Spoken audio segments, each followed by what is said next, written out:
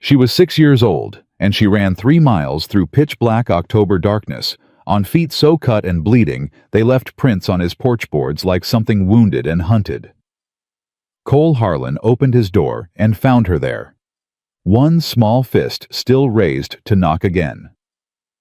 Her dress torn at the collar, her eyes holding the particular terror that doesn't come from nightmares. It comes from real things, real hands, real sounds. She looked up at him and said 4 words that changed the rest of his life. She won't last tonight. If you've ever believed that one person standing up can change everything, stay with me until the very end of this story. Hit that like button and drop your city in the comments. I want to see how far little Penny's voice can carry.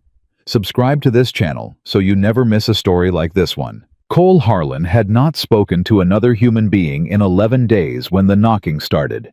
He knew the exact count because he kept track the way men kept track of things when silence became their only company. 11 days since he'd ridden into Caldwell for feed and managed to exchange exactly 14 words with the man at the supply counter. 11 days since he'd confirmed once again that he preferred the company of cattle and open sky to anything that walked upright and expected conversation in return. His wife Margaret had been dead for 3 years. Their son had never drawn his first breath. Cole had buried them both on the hill behind the house on a Tuesday in March, when the ground was still half frozen, and the preacher from town had spoken words that meant nothing to a man standing in a hole he'd dug himself, with hands that still couldn't believe what they were doing. After that, 11 days of silence was nothing. He'd gone 63 once. Hadn't even noticed until he tried to speak to his horse, and the sound that came out of his own throat startled him. So when the knocking came small and desperate and wrong for this hour past 10 at night, wind coming hard from the northwest, Cole didn't move for a full 3 seconds. Just stood by the window and listened, telling himself it was a branch. Telling himself it was the barn door working loose again. Then he heard the voice. Mister, please open up. He had the door open before the word please finished. She stood maybe 4 feet tall, in a calico dress that had been washed so many times the pattern had nearly disappeared. Dark hair loose and tangled from running.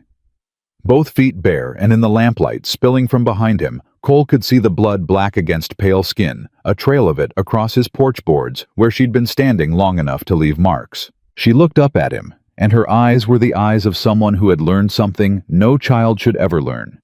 She'd learned that the world contained things that didn't stop just because you begged them to.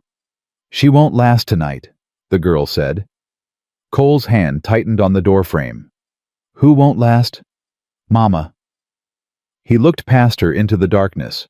Nothing out there but wind and the sound of his cattle shifting in the far pasture. Where's your mama now? Home. The girl's voice cracked on the word, like it was a stone she was trying to swallow. He started early tonight. Usually he waits until supper's cleared. Tonight he didn't wait. Who started early? She looked at him like the answer should have been obvious. Papa. Cole stepped back from the door. Come inside. She came in carefully, the way animals came into strange spaces, testing each step, watching him ready to bolt. He pulled a chair close to the stove and pointed at it, and she sat, folding her hands in her lap, with a formality that broke something in his chest. What's your name? Penny. Penny what?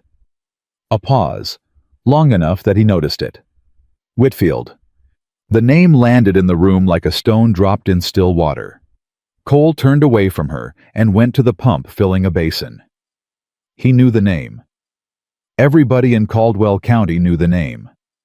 Judge Arthur Whitfield, who'd held court in this territory for going on 15 years. Whose face appeared on campaign posters. Whose name appeared on the deed of half the buildings in town. Whose opinion on any matter, legal, moral, social, was considered the final word by people who wanted to keep their jobs and their credit. Cole had never had an opinion about Arthur Whitfield one way or the other, which was exactly how he'd preferred it. He carried the basin to Penny and crouched in front of her. Let me look at your feet. She let him without flinching, which told him everything. Children who flinched when touched had learned to expect pain from hands coming toward them. Children who went still and allowed examination had learned something worse. They'd learned that resistance cost more than surrender. "How far did you run?" "From our house to here." "That's better than 3 miles, Penny." "I know." She watched him clean the cuts with the same detachment she might have used watching someone shoe a horse. Mama measured it once. She said if I ever needed to run, I should count to 200 first. Make sure Papa couldn't see me from the road. Then run straight east to the fence line and follow it north until I found your lights. Cole's hands went still on her foot. "Your mama sent you here." "She didn't send me tonight. Tonight she couldn't. She couldn't talk right when I left." Penny's voice stayed flat and steady in the way of someone who had practiced steadiness the way other children practiced spelling. "But she showed me how to get here a long time ago. She made me practice. Said the Hart Ranch was the closest place with—" She stopped. "With what?" "With somebody who might actually do something." Cole set down the cloth and looked at her face. 7 years old, maybe. Small even for that. Cheekbones too sharp, which meant she hadn't been eating enough, which meant the money that should have gone to food had been going somewhere else, or the fear in that house had killed her appetite, the way fear killed everything eventually. "How bad is it tonight?" he asked. Penny looked at the stove. "I count when it happens. I count how many sounds. The sounds that are her." She pressed her lips together. "Tonight I counted 22 before I ran. Usually I don't run until after 10. Tonight I ran at 22. Cole stood up. He went to the corner and pulled on his boots. He took his rifle down from the wall, not because he intended to shoot a judge, but because he had learned in the war that a man carrying nothing walked into situations differently than a man carrying something, and he needed to walk in right. "You're going to stay here," he told Penny. "No, sir." She was already on her feet, bloody as they were. "I'm coming with you. Mama needs to see me, or she'll think I didn't make it." He looked at her for a moment, thought about arguing, decided against it. "You ride behind me, you hold on, and you don't let go." "Yes, sir." He saddled Ajax, his big gray gelding 15 hands of solid quarter horse, and lifted Penny up behind the saddle, and felt her small hands grip his coat with a strength that had nothing childlike in it. They rode hard across the valley, hoofbeats swallowed by wind. "Tell me what I'm riding into," Cole said. Penny spoke into his back, her voice steady against the rhythm of the gallop. "Our house is at the end of the Elm Drive. Papa will have his horse in the barn because he came home from town after dark. The front door has a lock, but Mama keeps a window unlatched in the kitchen because sometimes she needs air." "Is your father armed?" "He carries a pistol on his belt every day. He's the judge. Nobody questions it. What does your mama look like right now when you left?" A pause. The longest one yet. "She was on the kitchen floor. She was breathing. I checked.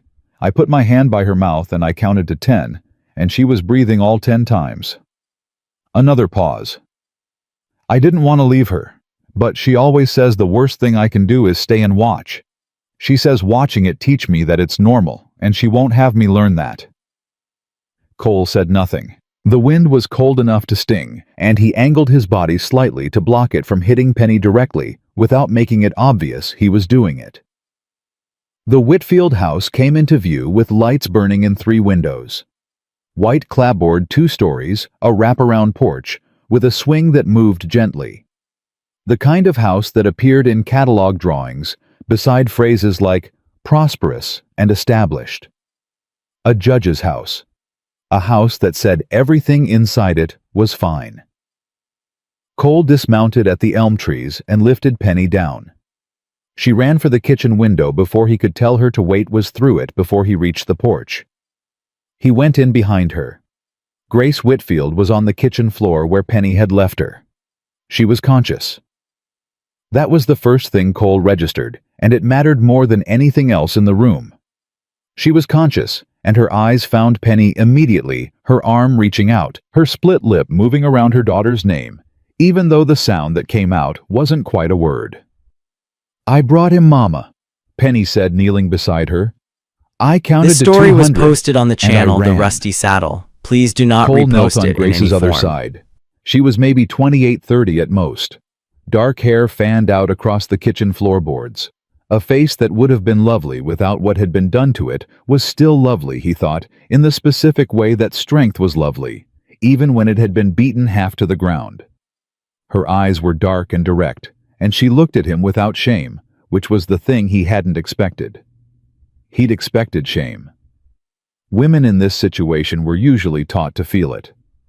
Mrs. Whitfield, he said, I'm Cole Harlan. My ranch is 3 miles east. Your daughter came to me. I know who you are. Her voice was wrecked, but her words were clear. Margaret Harlan's husband. Widower. Yes. She tried to push herself upright, and her face went white with pain. I have to get up. You don't have to do anything yet. Let me look at you first. He'll come back. He went to the barn to put the horse up. He'll come back in. She grabbed his arm with both hands, her grip desperate and strong. You have to get Penny out of here before he sees she went for help. He'll know. He always knows. I'm getting both of you out.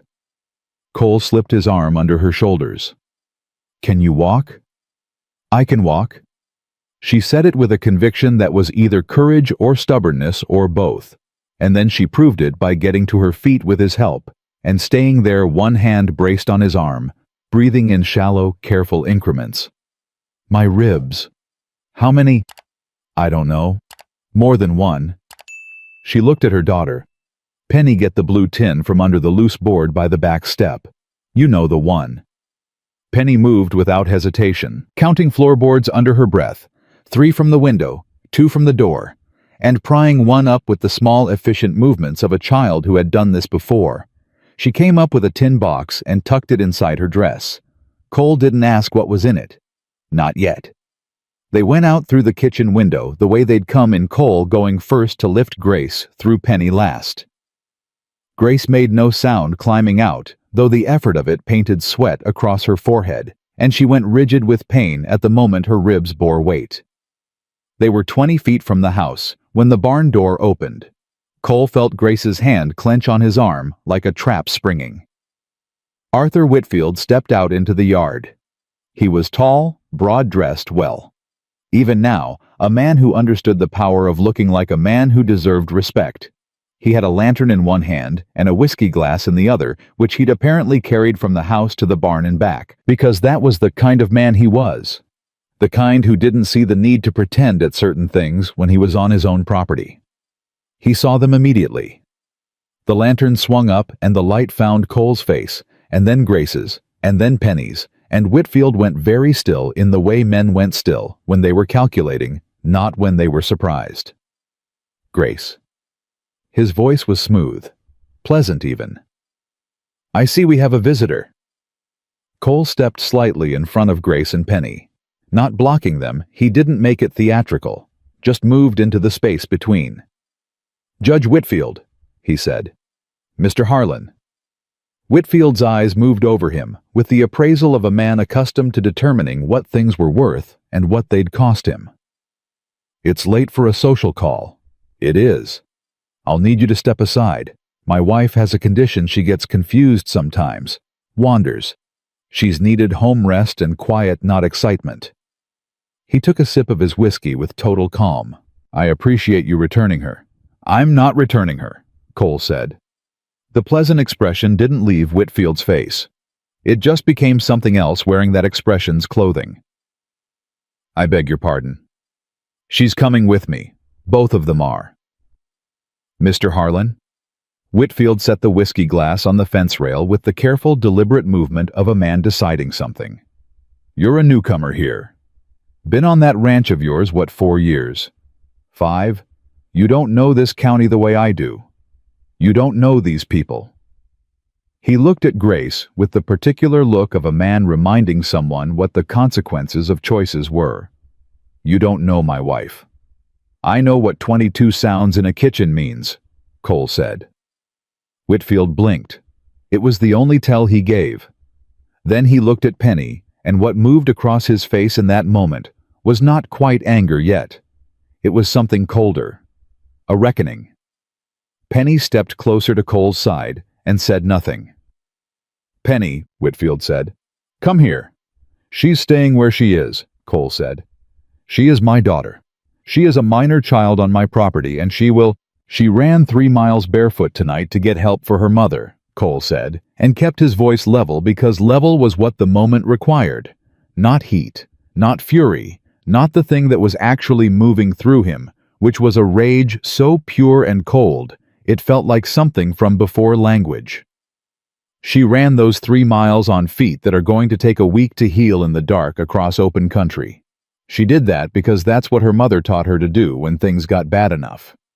He held Whitfield's eyes and didn't look away. "I'd say it got bad enough tonight." Whitfield set down the lantern now, both hands free. His right drifted toward his hip where the pistol sat. "You're making a very serious mistake. I've made them before." Cole's hand rested on his rifle, not lifting it, just resting there. "The last serious one I made was letting someone I cared about suffer alone, because I told myself it wasn't my business. I don't make the same mistake twice." The silence between them stretched out long enough that Ajax shifted and blew in the darkness beyond the fence. "Grace."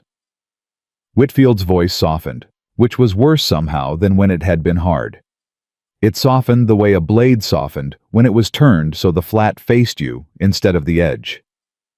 "Grace, honey, come inside. We'll talk about this. Whatever happened tonight, we can work through it. You know how much I love you. You know how much Penny means to me." Grace said nothing. "Grace." A sharper edge appeared now beneath the softness. "I'm asking you to come inside."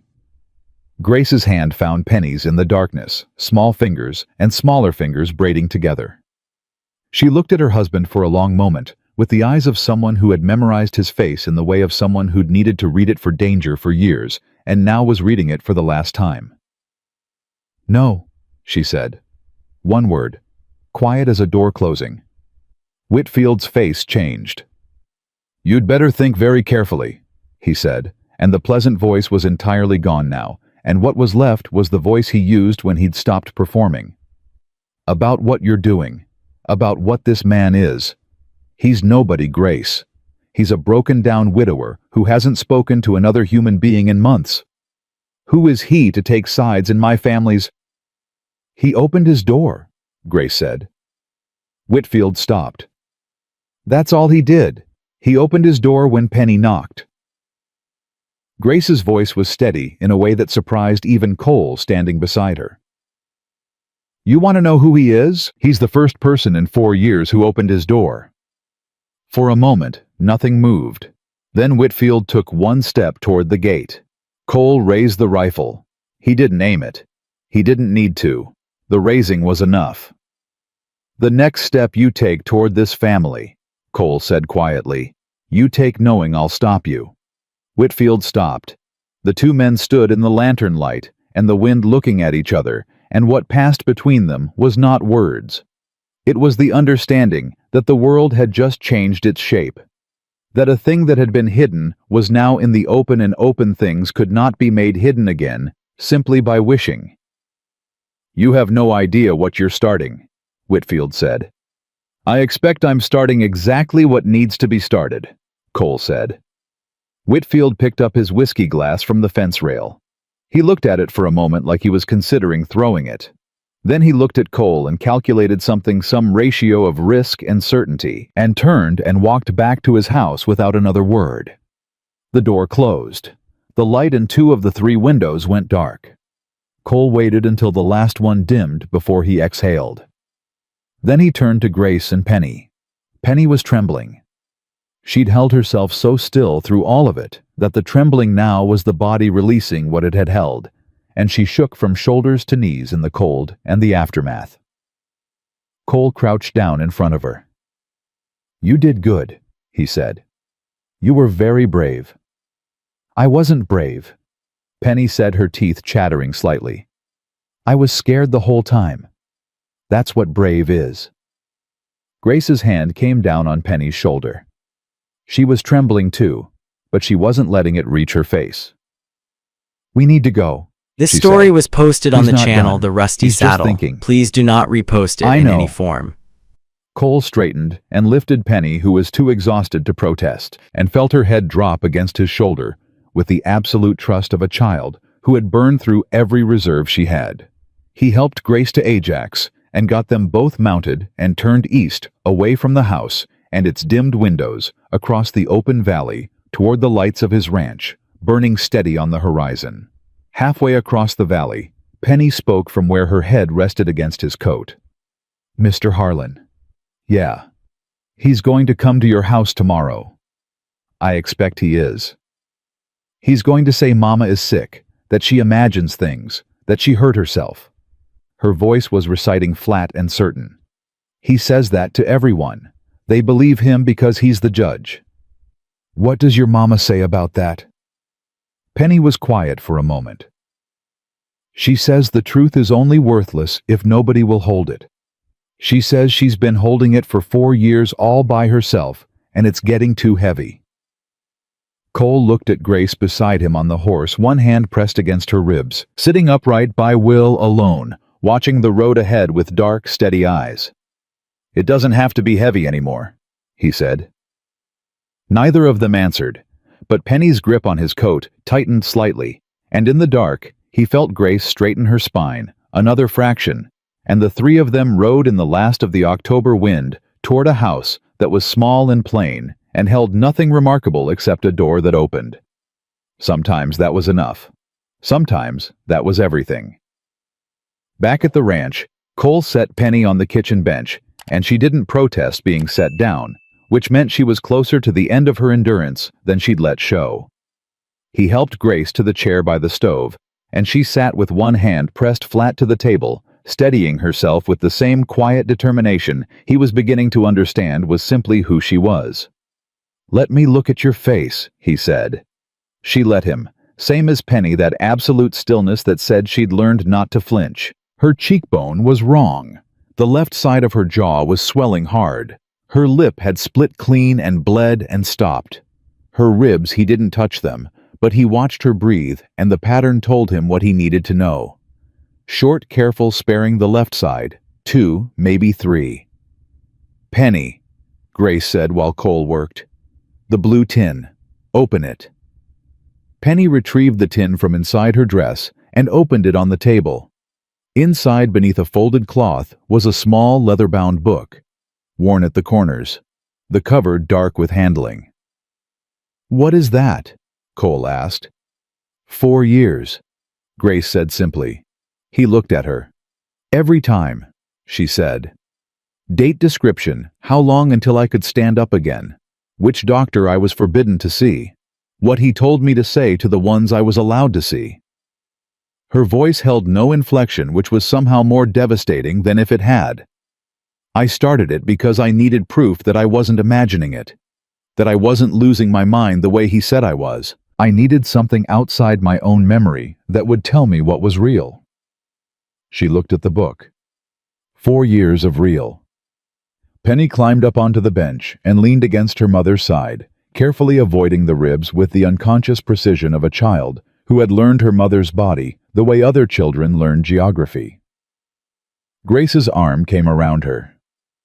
"Tomorrow he'll come," Grace said. "I know. He'll have the sheriff with him, or the town lawyer, or both. He'll have papers, possibly. He'll have his reputation and 15 years of doing people favors they can't repay." She looked at Cole with those direct, dark eyes that had not looked away from a single thing that evening. "And I'll have a broken face and a leather-bound book and a 6-year-old who counted 22 sounds before she ran for help." 7, Penny said quietly. Grace looked down at her daughter. "I'm 7, Penny said. "Since September." Grace closed her eyes for just a moment, and in that moment, something moved across her face that wasn't pain from the ribs. It was older than that. "Since September," she said. "Yes." Cole looked at the book on the table. At the woman who had written it line by line, injury by injury, 4 years of keeping record in secret, because she'd known that someday someone might need to see it. At the child who had counted to 200 in the dark and run barefoot across an open valley because her mother had taught her exactly when and where to run. He looked at his hands rough from 5 years of ranch work, from 3 years of grieving, from 11 days of silence, just this month alone. "He'll come," Cole said. "And when he does, we'll be ready." "We," Grace repeated. Cole looked at her. "You didn't come 3 miles in the dark so you could face tomorrow alone." She held his eyes for a long moment. Something passed through them. Not trust yet. Trust took longer, but the beginning of the question, whether trust might be possible. Then she looked down at Penny, who had fallen asleep against her side with the absolute totality of childhood exhaustion, the blue tin still held in both hands. "She practiced the route," Grace said quietly so as not to wake her. "Every few months I'd walk her to the road point east, make her say the directions back to me. She thought it was a game for a while." She stroked her daughter's hair with the careful hand that knew exactly which movements hurt. She stopped thinking it was a game about a year ago. How old was she when she stopped? 6. Grace's voice stayed even. 6 years old, and she understood exactly what the practice was for. Cole said nothing. There was nothing to say to that. He went instead to the stove and added wood and filled the coffee pot with water and set it to heat. And he moved through these ordinary motions of hospitality while something settled in him. Not the cold rage from the yard, but something below that. Quieter. More determined. Something that felt like purpose. Grace accepted the coffee when it was ready, wrapping both hands around the cup, and they sat in the kitchen of his plain ranch house, while October wind worked at the windows, and Penny slept, and the leather-bound book sat between them on the table, containing 4 years of evidence of things that had been done in a house 3 miles west, and never spoken of aloud. Until tonight. "He'll say I'm unstable," Grace said. "Let him say it. He'll say Penny is confused, coached too young to be credible. Let him say that too. He'll say you're—" She stopped, looked at him. "What will he say about you?" Cole thought about it. A man who lived alone and spoke to nobody for weeks at a time. A man who'd buried his wife and kept the grave tended, but the house shuddered from warmth for going on 3 years. A man whose neighbors would describe him with the particular diplomatic vagueness people used for someone they'd decided not to understand. "He'll say plenty," Cole said. "Most of it might even be true." Grace looked at him over the rim of her cup. "Why are you doing this?" He thought about Margaret cold in the ground on the hill behind the house. He thought about how the last 3 years had been the easiest thing he'd ever done. Because easy and empty felt the same when you'd chosen them deliberately. He thought about the sound of Penny's small fist against his door, 3 miles of dark ground accomplished by 7-year-old feet, and the 4 words she'd said when he opened it. "She won't last tonight." He looked at Grace across the table. "Because your daughter knocked," he said. And that was true. And that was all of it. And Grace looked at him for a moment like she was checking the weight of something, testing whether it was solid enough to lean on. Then she nodded once and looked down at her coffee, and outside the wind came harder, and in the morning Arthur Whitfield would come with his lawyers and his reputation, and his 15 years of this county belonging to him. But tonight in this kitchen, the book was on the table. The door was locked. The child was sleeping. And for the first time in 4 years, Grace Whitfield did not count the hours until daylight. Whitfield came at first light. Cole had expected him to wait until mid-morning, enough time to dress properly, collect his lawyer, arrange his expression into something that looked like concern. But Arthur Whitfield did not wait until mid-morning, which told Cole something important about the man. Patience was a tool he used when it served him. When it didn't, he moved fast, and he moved with everything he had.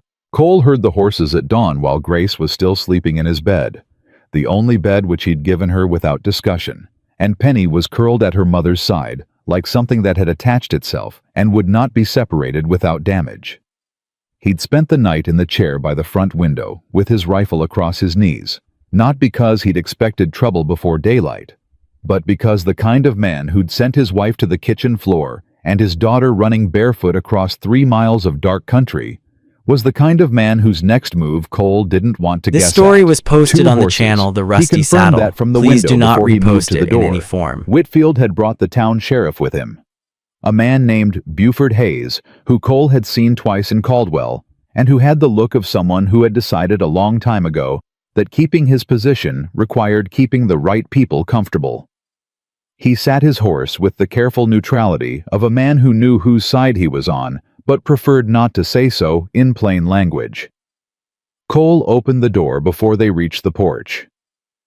"Judge Whitfield," he said. "Sheriff." Hayes touched his hat brim. Whitfield didn't bother.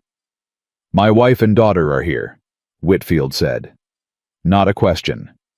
"They are." "I'd like to see them." "They're sleeping." "Then wake them." Whitfield's voice was the voice he used in his courtroom.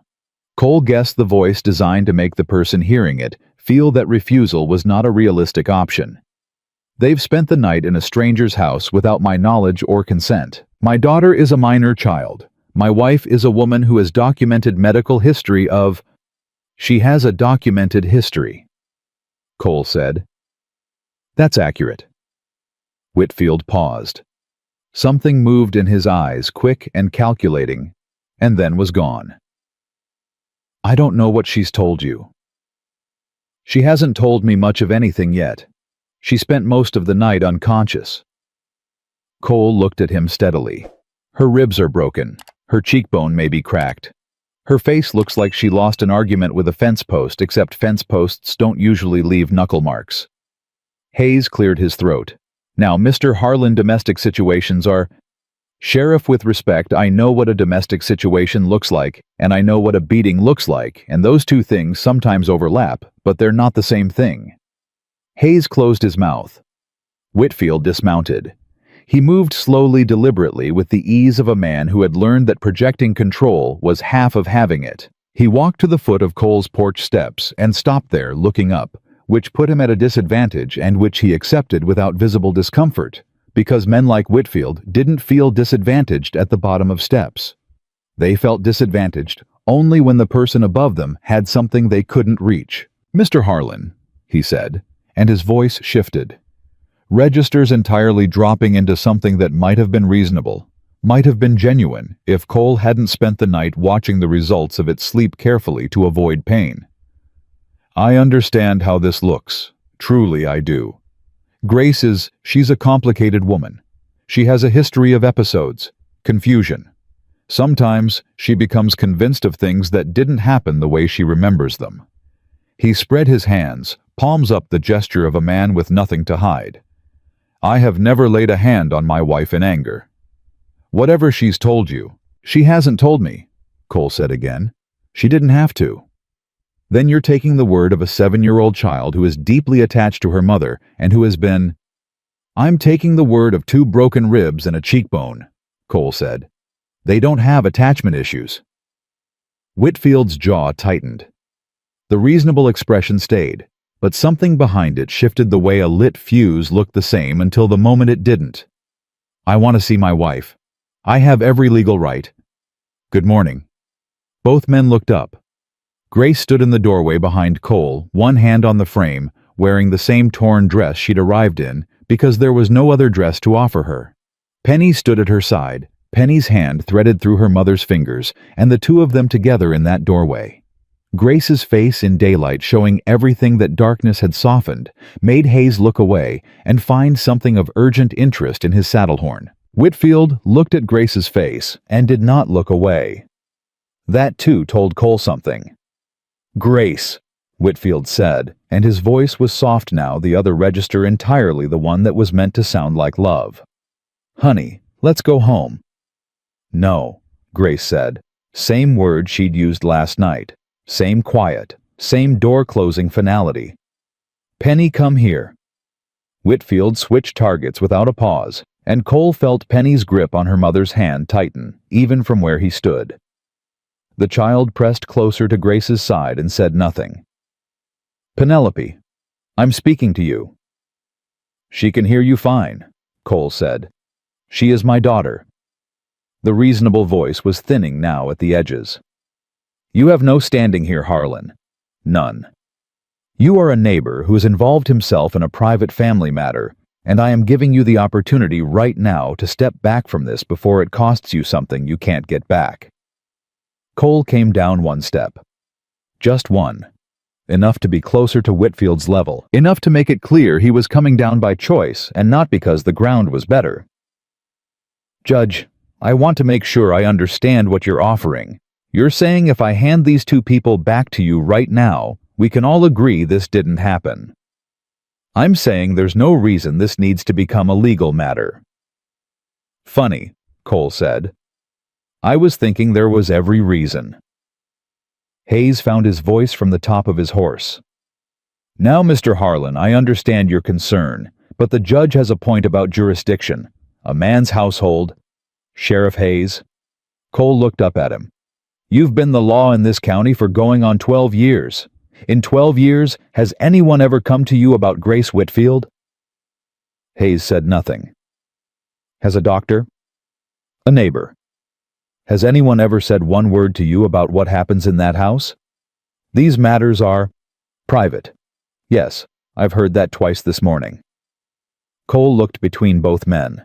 A 7-year-old child ran 3 miles barefoot last night in the dark to keep her mother from dying. She knew the route because her mother had practiced it with her. "How long do you practice an escape route with a child?" "Sheriff, how many months?" "How old does a little girl have to be before she knows the word for what's happening to her mother? Isn't medicine, and it isn't clumsiness, and it isn't episodes." Penny spoke from the doorway. Her voice was small and perfectly clear. "I started practicing when I was 5. Mama said I needed to know in case." The silence that followed her voice had a quality to it that was different from ordinary silence. It was the silence of something that could not be unsaid, pressing against the morning air. Hayes looked at Penny. He looked at her face, at the direct seriousness of it, at the absence in it of any childish performance, at the matter-of-fact way she had stated a fact that no 5-year-old should have needed to know, and something moved through his expression that was not calculation.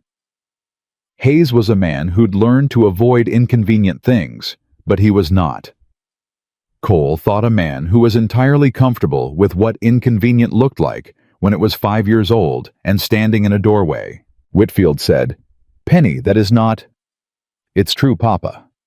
Penny looked at her father, and Cole watched Whitfield receive that look from his daughter, this child who had counted 22 sounds before she ran, who had practiced her escape route for 2 years, who had memorized the distance from her kitchen floor to Cole's front door.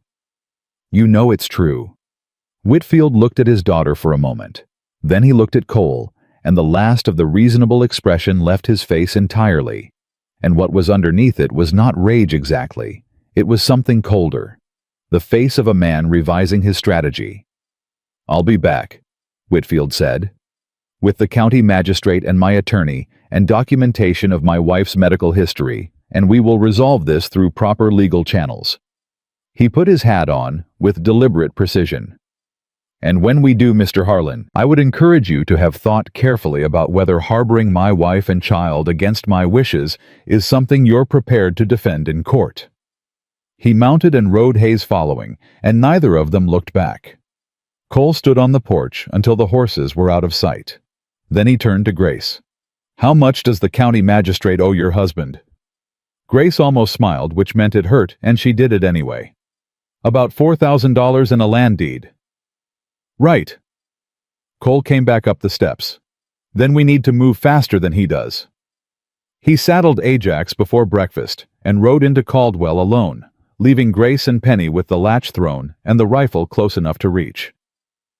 Caldwell at 7 in the morning had the unhurried pace of a town that had not yet heard its news for the day, which gave Cole a narrow window to work in. He went first to Dr. Samuel Pruitt, whose office sat above the feed store, and who had the reputation of a man who charged fairly and kept records of everything out of the conviction that paperwork was its own form of morality. Cole had seen him once for a cut that needed stitching, and had come away with the impression of a man who asked inconvenient questions when inconvenient questions were called for. Pruitt opened his door at Cole's knock, took one look This at his story expression was posted and on the said, channel The "Come Rusty in and Saddle. tell me what Please happened." do not repost it Cole in any told him. form. Concise, factual, the way he'd learned in the war to report damage without editorializing, because the facts edited themselves when they were bad enough.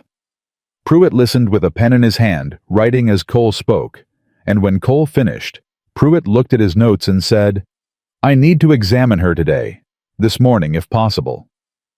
"I was hoping you'd say that." Arthur Whitfield is not a man who loses gracefully. Pruitt set his pen down. "You understand that. You're not just making an enemy of him personally.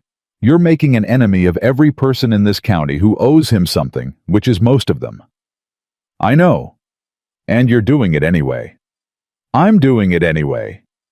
Pruitt looked at him with the appraising look of a man evaluating something he hadn't expected to find. "All right," he said. "Give me 20 minutes.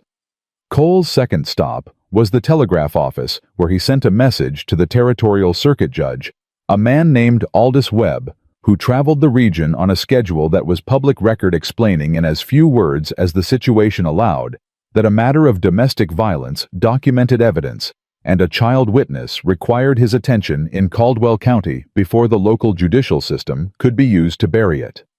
The telegraph operator, a young woman named Clara Finch, read the outgoing message twice before she sent it. Then she looked up at Cole and said, "This is about the judge's wife, isn't it?" Cole said nothing. "I've seen her face," Clara said. 3 times in 4 years, I've seen her face wrong and never said anything because—" She stopped, looked at the message in her hand. "It'll be sent within the hour." "Thank you." He was back at the ranch by 9 with Pruitt's buggy following behind. Grace received the doctor in the kitchen with the same careful dignity she seemed to bring to everything, answering his questions directly and without embellishment. And when Pruitt's examination was finished, he sat at Cole's kitchen table and wrote for 15 minutes in his careful physician's hand while the room was quiet, except for Penny counting something under her breath in the corner. 3 ribs, 2 cracked and 1 broken, Pruitt said without looking up from his writing. The cheekbone is fractured, not cracked. There is evidence of an old injury to her left wrist that was not properly set. He kept writing. This is not the first time. The patterning of older bruising indicates repeated injury over an extended period. He looked up at Grace. Mrs. Whitfield, I owe you an apology. Grace looked at him. Why? You came to me twice in 4 years. Once for your wrist, once for your ribs the first time. I wrote down what you told me that you'd fallen. He set his pen down flat on the table. I wrote it down because writing it down was easier than asking the question I should have asked. That was a failure on my part, and I intend to correct it with this documentation. Grace was quiet for a moment. He would have made things worse for me if you had. Possibly, but possibly you would have had help 4 years sooner. Pruitt looked at the blue tin on the table which Grace had brought out without being asked. Is that what I think it is? A record, Grace said. 4 years of it. Pruitt looked at Cole. You have medical documentation, a 4-year personal record, and a child witness. If you can get Circuit Judge Webb here before Whitfield can maneuver the local magistrate, you have a case. He paused. You should also know that I am not the only person in this town who has had questions. I am possibly the only one prepared to say so in an official capacity, but I am not the only one. Who else? Cole asked. Pruitt considered for a moment. Vera Hutchins at the Mercantile. She's wrapped Grace's wrists twice when the story was a door. Margaret Finch, Clara's mother, saw Arthur Whitfield strike Grace in the side of the head in the alley behind the church 3 years ago and talked herself out of what she saw before she reached home. He shook his head. People talk themselves out of things when the alternative is going up against a man who signs their credit. Will they talk themselves back into it? With documentation, with a physician's report, and a child's testimony, and a record kept for 4 years. Pruitt picked up his pen again. Some of them might. Fear is a powerful thing, but shame is powerful too. And there are people in this town who will feel the second when they understand the first is no longer the only reason they've been quiet. After Pruitt left, Grace sat at the kitchen table with the blue tin open in front of her and the leather-bound book in her hands. Penny had fallen asleep again on the bench by the stove, exhausted in the way of children who had spent their reserve and needed time to build it back. "He'll file papers today," Grace said. "Competency papers probably. Saying I'm not in my right mind. He's used that before, not officially, but he's told people. Dr. Ellison in the next county believes him. He'll get Ellison to sign something." "Webb will be here within the week," Cole said. "He moves fast when jurisdictional integrity is the issue. What if he's not fast enough? Then we make enough noise between now and then that Whitfield can't move quietly." Cole sat across from her. "How much does the town know? What do ordinary people, not the ones who owe him, what do they know about what happens in your house?" Grace thought about it. "They know I have a condition. That's the story. They've been told it, and most of them have chosen to believe it because Arthur is generous and visible, and the alternative is uncomfortable." She looked at the book. "But women talk, Mr. Harlan. Even in a town like this, women talk to each other in ways men don't always know about. Vera Hutchins knows. Clara Finch's mother knows. The woman who washes our laundry knows because laundry tells things that people don't." "Then start there," Cole said. Grace looked at him. "You mean tell them?" "I mean, stop letting him control the story. He's had 4 years to tell his version. You have 1 day before he files whatever he's going to file, and you have the truth and a physician's report and that book." Cole nodded at the leather-bound journal. "The truth only loses when it stays quiet."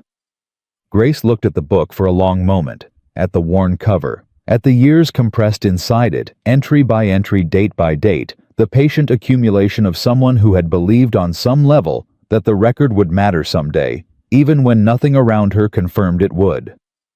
"I'm afraid," she said, and it was the first time she'd said it plainly without dressing it in something else. "I know. Not of him exactly.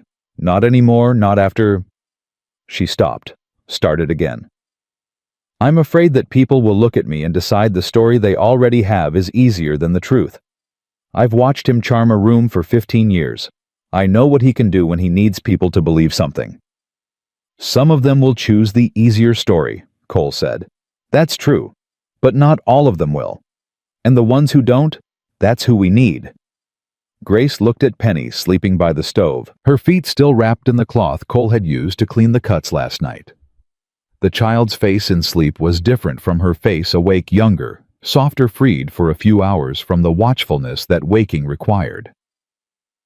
"She practiced that route for 2 years, Grace said quietly. 2 years of walking her daughter to a road and pointing east and making her say it back. I want you to understand what that was like. Standing in the road with a 5-year-old explaining why she might need to run away from home in the dark." She looked at Cole. "I didn't do that because I was confused or delusional or having an episode. I did it because I was a mother who needed her daughter to survive." "I know," Cole said.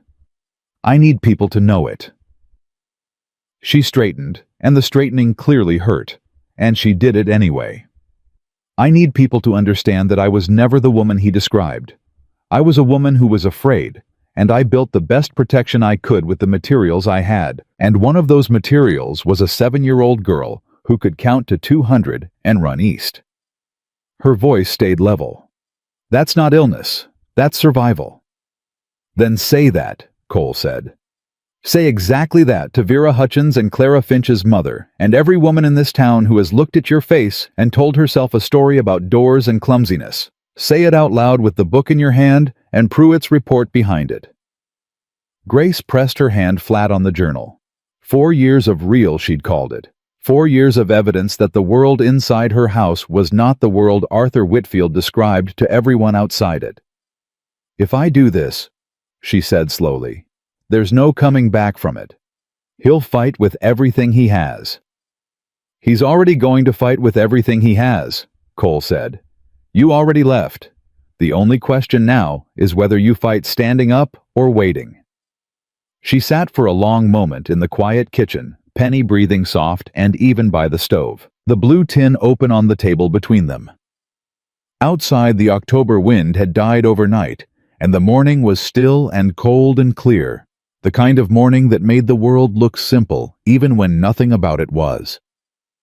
Then Grace Whitfield opened the leather-bound book and said, March 4th, 1878. Cole looked at her. The first entry, she said. Do you want to hear it? He pulled his chair closer to the table, folded his hands, and listened while she read.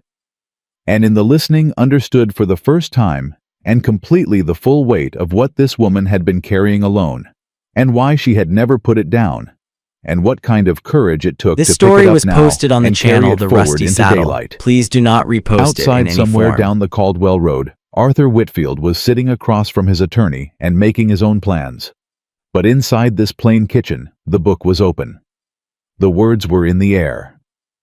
And Cole Harlan, who had not spoken to another human being for 11 days before a 7-year-old knocked on his door, found that he had quite a lot left to say. Grace read for 40 minutes. She read in the same voice she used for everything, steady, unhurried, without performance, and Cole sat across the table and did not interrupt her. The entries were dated and brief, written in the compressed language of someone who had trained herself to record facts without letting the recording break her. March 4th, 1878, April 19th, June 2nd. The pages turned, and the months accumulated, and the pattern became impossible to mistake a rhythm of violence as regular and predictable as seasons, except that seasons changed, and this did not. When she finished, she closed the book and put both hands flat on the cover and looked at the table. 47 entries, she said. 4 years. Cole said nothing for a moment. Then, does anyone else know that book exists? Penny knows where I keep it. No one else. She paused. He searched the house twice that I know of. Looking for something, though I don't think he knew exactly what. I moved it 3 times. A small dry sound that wasn't quite a laugh. He never thought to look under the floorboards. Arthur doesn't think about what's beneath his feet. Cole stood and went to the window and looked out at the empty road and thought about Whitfield sitting in an attorney's office right now constructing something. A man like that would move through his options the way a general moved through terrain, methodically exploiting every advantage, cutting off retreat. He would have the magistrate. He would have Ellison's signature on a competency document. He would have 15 years of performed respectability to deploy like artillery. What they had was a book, a doctor's report, and a 7-year-old who had counted to 200 in the dark. It would either be enough or it wouldn't. Get dressed, Cole said. We're going to town. Grace looked up. Now. He's moving right now. Every hour we stay out here is an hour he spends building walls. Cole turned from the window. You said Vera Hutchins knows. Clara Finch's mother. Who else? Reverend Alderman's wife, Ruth. She found me once behind the church. I told her I'd fallen. She didn't believe me, and she didn't push, and I've always thought she was waiting for me to tell her the truth. Grace stood carefully, one hand on the table. Helen Pruitt, Samuel's wife. She's brought food to the house twice after bad weeks. Never said anything directly, just left the food. Then those are our first stops. Cole looked at her face, at the bruising that daylight made unambiguous. Can you walk into a room looking like that and talk about it plainly? The question was blunt, and he meant it to be. Grace deserved the blunt version. She considered it seriously the way she considered everything. I don't know, she said. I've spent 4 years not talking about it. The habit of not talking is very strong. She touched her jaw carefully, feeling the swelling. But I wrote it down. Every time. Which means part of me always intended to talk about it eventually. She straightened. I think that part is louder this morning than it's ever been. Penny woke while Grace was washing her face at the basin, and the child moved immediately to her mother's side without being called, slipping her hand into Grace's with the automatic ease of long habit. Grace looked down at her daughter, and something passed across her face. Not grief exactly, but its close relative, the particular pain of understanding what a child had absorbed simply by living in proximity to adult suffering. "You're coming with us," Grace told her. Penny nodded. "I counted 11 houses between here and the Mercantile. It takes 23 minutes if you walk steady." Cole looked at her. "You've walked it before." "Mama and I used to walk to town on Fridays when Papa was in court." She said it was good to know the distance of things. Penny pulled on her boots with careful attention to her still tender feet. She said knowing distances meant you always knew how far you were from somewhere safe. Cole brought the wagon around and they rode the 3 miles into Caldwell with the morning fully established around them, the road carrying the ordinary traffic of an October weekday. Cole watched every rider they passed and recognized none of them as Whitfield's men, which meant either Whitfield hadn't sent anyone to watch the road yet, or his men were watching from cover. Both were possible, and neither was reassuring. Vera Hutchins opened the Mercantile at 7 each morning and closed at 6 each evening, and had not varied this routine in 11 years. She was a compact woman in her 60s with sharp eyes and the particular directness of someone who had outlived several people's opinions of her. When Cole pushed through the Mercantile door with Grace beside him, Vera looked up from behind the counter, and her expression moved through 3 things in rapid succession: recognition, shock at Grace's face, and then a settling into something that looked like it had been waiting. "Grace Whitfield," Vera said. "Vera." Grace walked to the counter. She carried the blue tin in one hand and her spine straight, despite the ribs, and she set the tin on the counter between them and looked at Vera steadily. "I need you to look at something."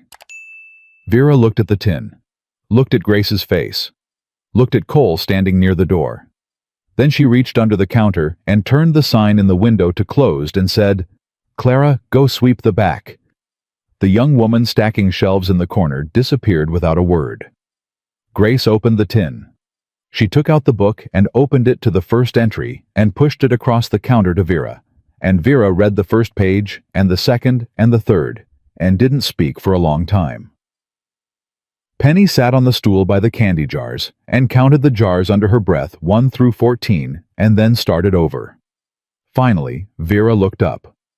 Her eyes were bright in the way eyes got when the moisture in them was being held by will alone. "How long have you been keeping this?" "4 years. 4 years. Vera's hand rested flat on the open page. "Grace, I wrapped your wrists twice. I told myself..." She stopped. "I told myself what he told everyone, that you were fragile, that you had nervous spells." Her jaw tightened. "I knew. I didn't know the details, but I knew, and I let him tell me a different story because he was the judge, and you were..." "A woman with a condition," Grace said quietly. "I know. I'm sorry. I'm not here for apologies. I'm here because he's filing papers today. Competency papers. He's going to use Dr. Ellison and the magistrate in every favor this county owes him to take Penny back and bury this before Circuit Judge Webb arrives." Grace's voice stayed level, and she kept her hands still. "I need people who know the truth to be willing to say they know it, officially, in writing if necessary." Vera looked at her for a moment, then at Cole. "Who else are you talking to?" "Ruth Alderman, Helen Pruitt, anyone who saw something," and looked away. Vera closed the book with a careful hand and pushed it back across to Grace. "Ruth Alderman will talk. She's been waiting for someone to give her permission." She untied her apron. "Take me with you."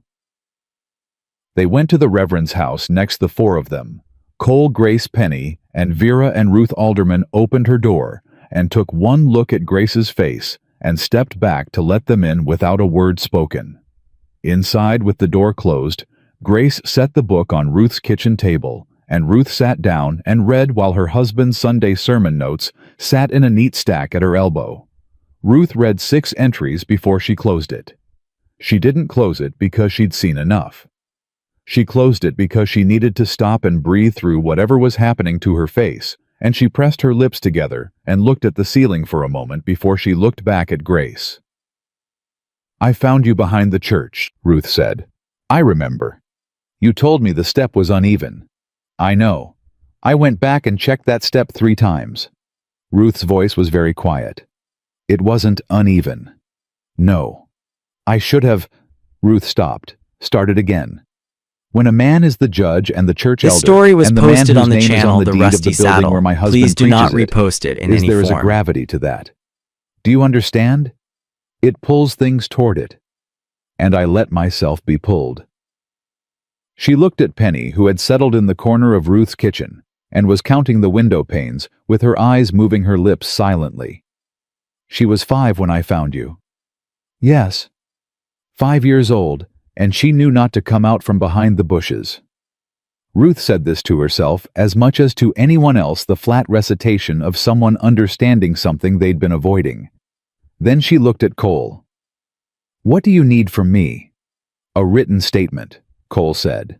"What you saw, what you were told, what you understood the truth to be, signed and dated. Arthur will say I'm doing it out of spite. He'll say I have reasons too. He'll say a lot of things," Cole said. "Let him say them. A statement from Ruth Alderman, wife of Reverend Thomas Alderman, who observed injuries consistent with repeated violence on multiple occasions. That is not something he can dismiss as easily as he can dismiss Grace alone." Ruth looked at her husband's sermon notes for a moment. Then she stood and got paper and a pen and sat back down. "Tell me exactly what you need me to write." Helen Pruitt was already at the clinic when they arrived, having apparently been warned by her husband when he returned from the ranch that morning.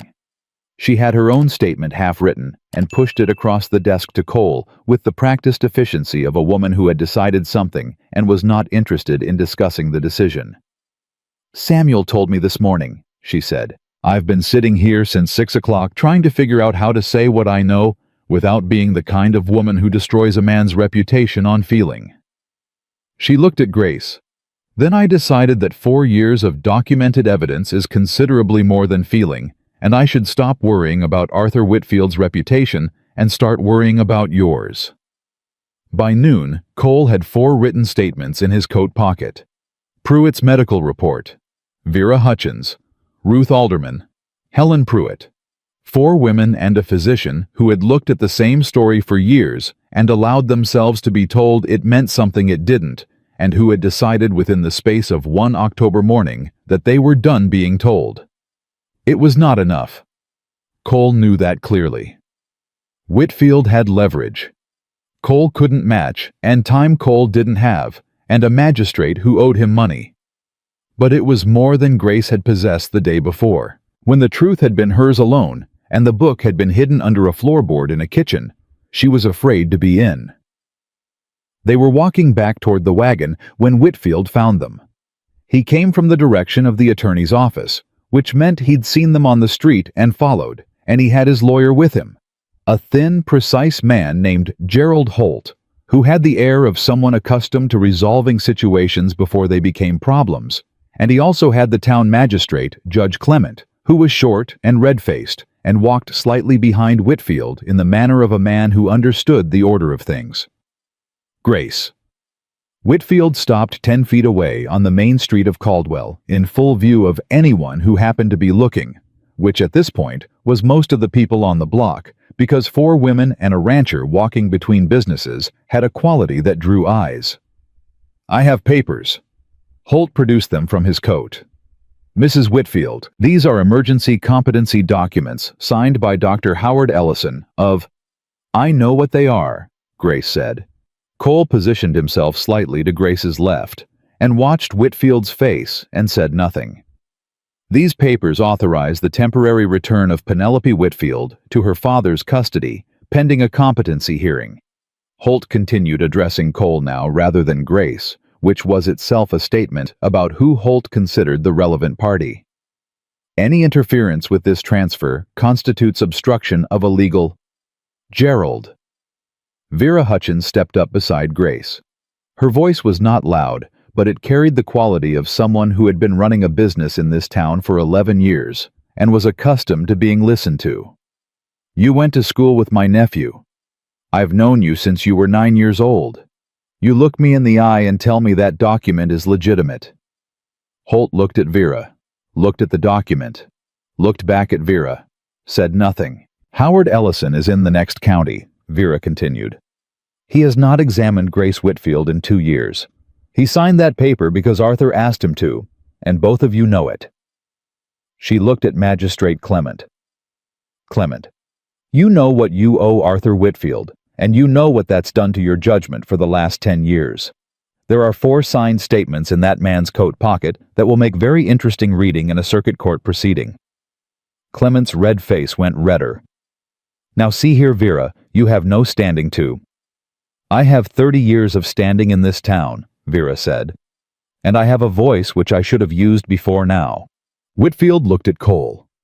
The pleasant expression was entirely gone, and had been gone since the morning, and what replaced it was the face Cole had seen briefly in the yard, by lantern light, the face that existed underneath the performance, when the performance was no longer worth the effort.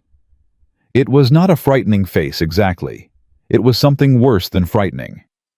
It was the face of a man who had operated for so long without consequence, that consequence still didn't fully feel real to him even now. "Harlan," Whitfield said, "you have one last opportunity to walk away from this." "I walked away from things for 5 years, Cole said. "I'm done with the practice. I will take everything you have. That ranch, your credit, your standing in this county. I will make it impossible for you to buy feed or sell cattle or conduct any business within 50 miles of here."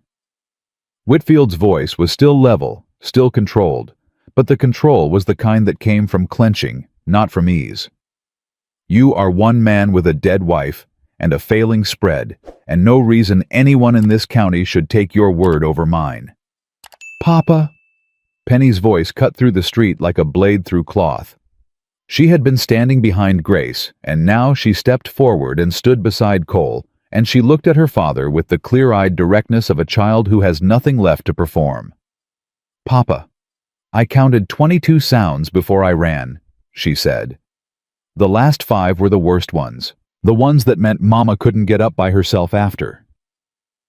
She said this plainly, without drama, the way she counted everything as a statement of fact about a world she had measured with care. "I don't want to come home." Something happened to Whitfield's face when his daughter said that. Something that was not for just a second strategy or calculation, or the practiced emotion he deployed the way other men deployed tools. It was something raw and unguarded, and almost human, and it passed so quickly that Cole wasn't sure he'd seen it, except that he had. Then it was gone, and Whitfield was a man deciding something. "Clement," he said without looking away from Cole, "file those papers." "Arthur," Clement began.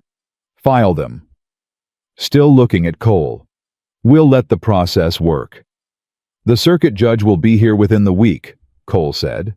"Webb doesn't like his jurisdiction complicated by paperwork filed in bad faith. You know that better than anyone. Then we'll see what Webb makes of it." Whitfield took one step forward close enough now that his voice didn't need to carry. "I built this county, Harlan, 15 years. Every road, every building, every business that didn't fail. I am not a man who loses what he's built because a widower with a savior complex decided to involve himself in another man's household."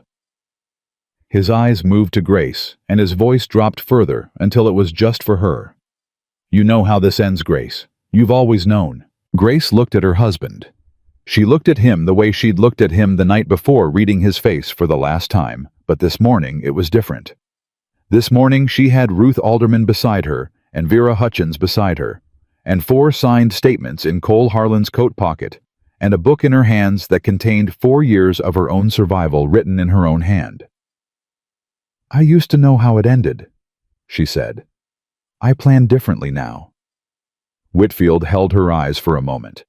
Then he turned and walked back the way he'd come, Holt beside him, Clement trailing behind with the papers still in his hand, and the expression of a man reconsidering several things simultaneously. Cole watched them go. Vera made a sound beside him that might have been satisfaction, or might have been the exhale of someone who'd been holding their breath. "He'll file anyway," Grace said. "I know. Clement will sign whatever Arthur puts in front of him." "I know that too." "Then what do we do?" Grace's voice was steady, but there was something underneath it. The thing that steadiness was built to contain the fear that doing everything right was still not the same as winning. Cole looked down at Penny, who had returned to his side and was counting the planks of the boardwalk under her feet with patient concentration, lips This story moving was 1 posted through on the 8 channel The and Rusty back to Saddle. 1. Please do not "We repost wait it for in any Webb," form. he said. "And we make sure that by the time he arrives, the truth is so loud in this town that burying it would take more than Arthur Whitfield has left to spend." Vera touched Grace's arm. "Come back to the Mercantile.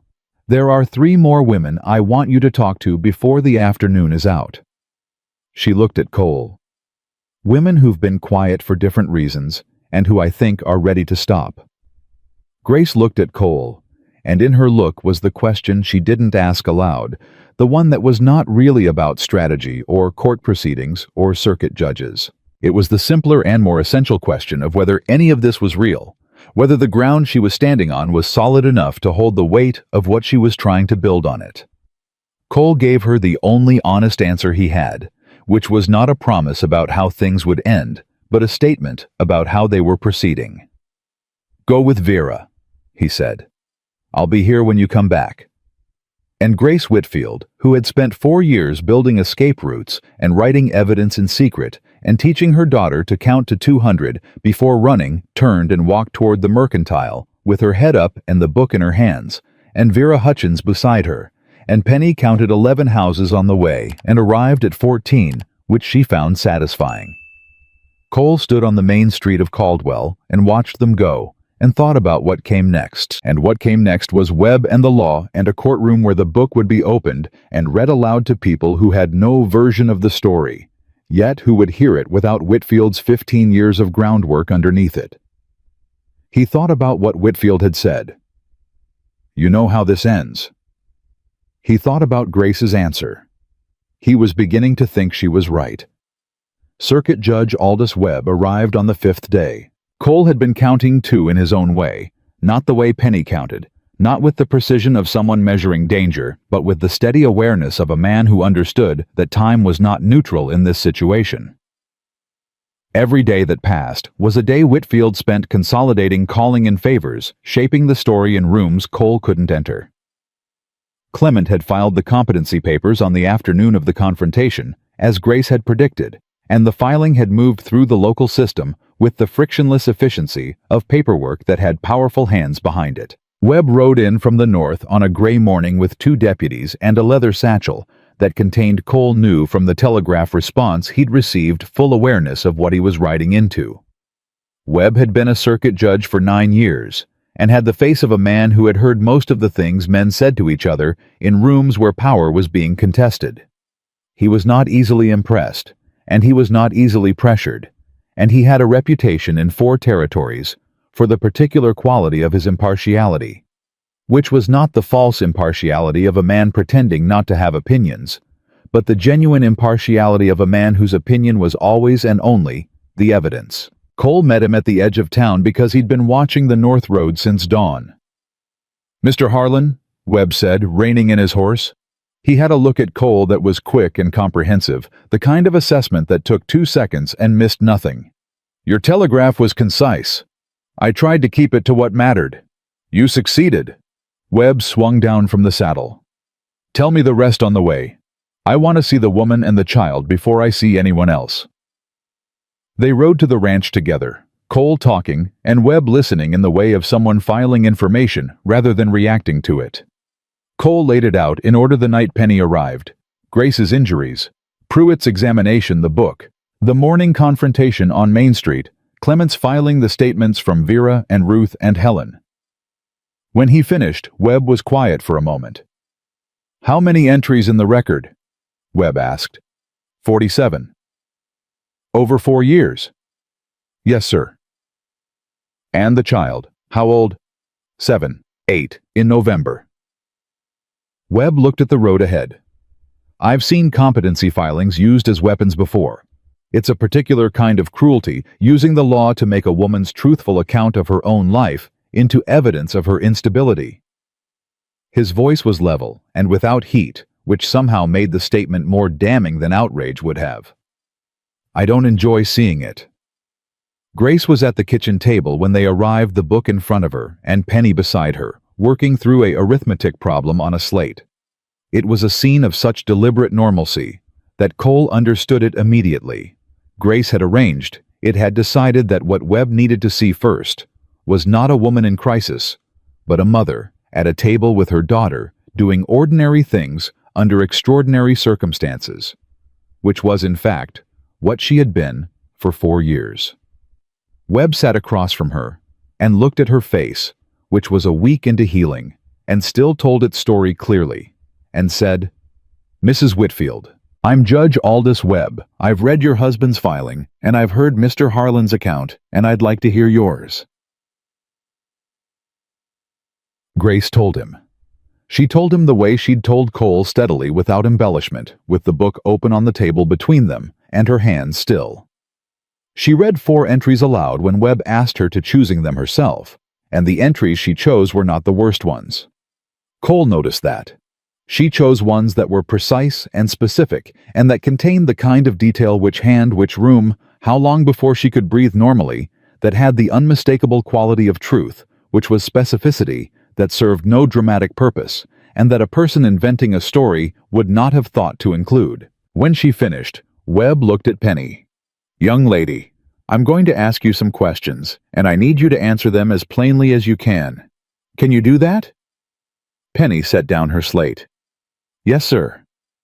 "How old were you when your mother first showed you the way to Mr. Harlan's ranch?" "5.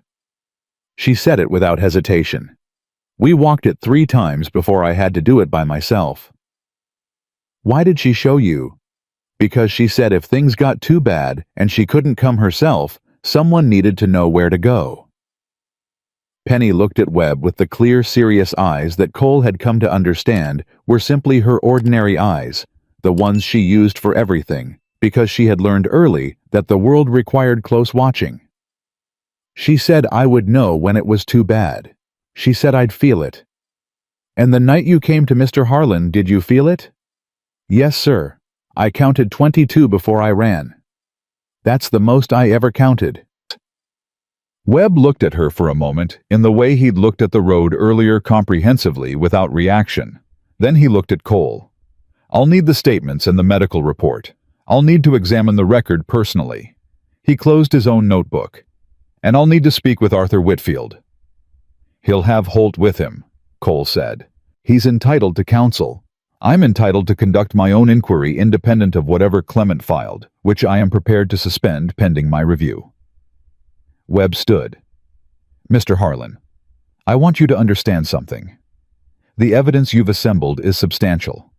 The child's testimony alone is not something that can be explained away by a competency narrative, because no competent person coaches a child to say what that child just said to me. The detail is wrong for coaching. Coached children give you the broad shape of a story. That child gave me the texture of 4 years of lived experience." He looked at Grace. "Mrs. Whitfield, I cannot promise you an outcome. What I can promise is that I will hear this case with full attention, and that I will not allow procedural maneuvering to substitute for evidence. That's all any judge should promise, and most of them don't." After Webb left with his deputies for town, Grace sat for a long moment without speaking. Penny had returned to her arithmetic, the scratch of the slate pencil, a small, steady sound in the quiet kitchen. Outside, the wind was picking up from the northwest, the way it did before a weather change. "He believed me," Grace said finally. Not with triumph. With something that was closer to bewilderment, the particular disorientation of someone receiving something they had waited for so long, it had begun to feel theoretical. "He believed the evidence," Cole said, "which is what you built it for. 4 years ago, I started writing in that book because I needed to know I wasn't losing my mind." She looked at the journal, which had spent 4 years under a floorboard and was now the most important object in the county. I didn't write it for a judge. I wrote it for myself, to prove to myself that the floor was real, and my hands were real, and what was happening was real, and not something I was imagining the way Arthur said I imagined things. It became both, Cole said. Yes. She touched the cover. It became both. The hearing was set for 2 days later, which was fast by the standards of frontier jurisprudence. But Webb was a man who understood that delay in situations like this was itself a form of ruling, and he declined to let Holt's procedural objections slow him past what was strictly necessary. Clement submitted his filing. Webb reviewed This story it, was noted posted on the absence channel of The any Rusty direct Saddle. examination Please of the do not subject by the repost it in signing any physician, form. and set it aside with a written notation that was 3 sentences long and devastating in its brevity. Whitfield came to the ranch the night before the hearing. Cole was on the porch when he heard the single horse on the road, and he stood and watched and waited. And when Whitfield came into view and reined in at the gate, Cole understood immediately that this was different from the previous visits. No lawyer, no sheriff, no performance of reasonable concern. Just Arthur Whitfield and the dark and whatever he'd decided to do with this last night before the thing became official and irreversible. Harlan. Whitfield didn't dismount. I want to speak to my wife. She's sleeping. Wake her. No. Whitfield sat his horse in silence for a moment. When he spoke again, the courtroom voice was entirely gone, and what replaced it was something Cole hadn't heard from him before, something stripped of strategy closer to raw. It was not an appealing sound. You don't know what you've cost me. I expect you'll tell me. 15 years, Whitfield said. 15 years of building something in this county. The courthouse, half the businesses on Main Street, the road north, the school. All of it carries my name somewhere underneath it. All of it exists because I made decisions and took risks and did the work when other men were still deciding whether to try. His voice roughened. And now, a woman who couldn't manage a household without falling apart is going to stand up in front of Aldous Webb and say I'm a monster, and everything I built is going to carry a different name underneath it. His. Cole looked at him across the fence. What name do you think it carries now, in the houses where women know what happened in yours? Whitfield was quiet. Your name is already on those walls, Cole said. You put it there. We're just making sure the rest of the county can read it. Something moved through Whitfield's face that was harder to categorize than anger. It had the quality of a man standing at the edge of something and looking down. Let me speak to Penny, he said. No. She's my daughter. The rawness in his voice sharpened into something urgent. Whatever else, she is my daughter, and I have a right. You have a right to your day in court tomorrow, Cole said. That's what you have. Penny. Whitfield raised his voice toward the house. Penny, come out here. The front door opened, but it was Grace who came out, not Penny wrapped in a shawl against the cold. And she stood in the doorway and looked at her husband across the yard with the same expression she'd used twice before reading him for the last time, now knowing it was the last time. Arthur, she said. He looked at her face still showing the last of what he'd done to it. For a moment, one unguarded moment, something happened in his expression that was not quite the calculation Cole had learned to watch for. It was something that might have been, in a different man, in a different life, the beginning of understanding what he was. Then it closed. You'll lose, Whitfield said. Webb can hear what he wants to hear. 12 people in a jury box are going to look at me and look at you, and they're going to know who built this county and who spent 4 years being treated for nervous complaints. His voice steadied back into the register. He knew best, the courtroom register, the one designed to sound like fact. Holt has 4 character witnesses who will testify to your instability. He has Ellison's documentation. He has people in this town who will swear on a Bible that you were never quite right, Grace, that Arthur Whitfield was a patient and devoted husband who did everything he could. I know, Grace said. He blinked. I know what you have, she said. I've watched you build it for 4 years. I watched you do favors and collect debts and make yourself indispensable to people who would do anything to avoid losing what you'd given them. She tightened the shawl around her shoulders. "But you don't know what I have. You searched the house twice, and you never found the floorboard. You listened for what I said to people, and you never heard the things I wrote down. You watched me very carefully for 4 years, Arthur, and you still didn't see me." Her voice stayed level and clear in the cold night air. "That's your problem, not mine." Whitfield's hand moved to his reins.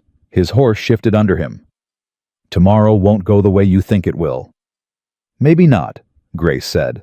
"But Penny won't be counting sounds in a kitchen anymore. That's already done whatever happens tomorrow."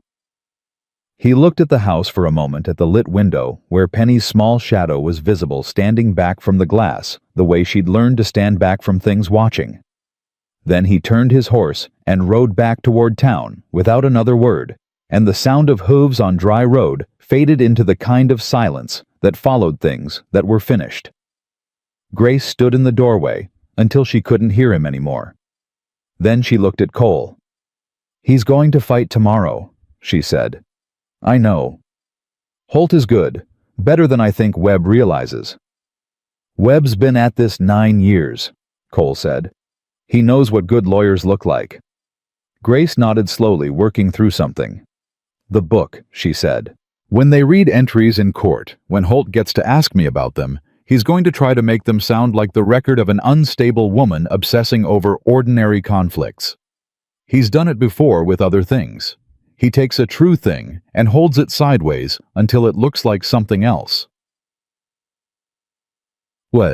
Then we make sure Webb reads the entries himself before Holt gets to frame them." Cole came down off the porch and stopped at the foot of the steps. "Pruitt will testify first. His report is clinical and unambiguous, and it comes from a man with no personal connection to you that Holt can exploit. Then Vera. Then Ruth." He looked at her. "You testify last. By the time you sit down in front of Webb, he'll have heard the same story from 5 different directions, and Holt will have spent all morning trying to poke holes in doctors and church-going women, and he'll be tired, and the jury will be tired of watching him try." Grace was quiet for the moment. "You've thought about this. I've had 5 days. You've been running strategy for 5 days while I was—" She stopped. "While you were talking to women in this town who needed to be talked to," Cole said. "That wasn't nothing, Grace.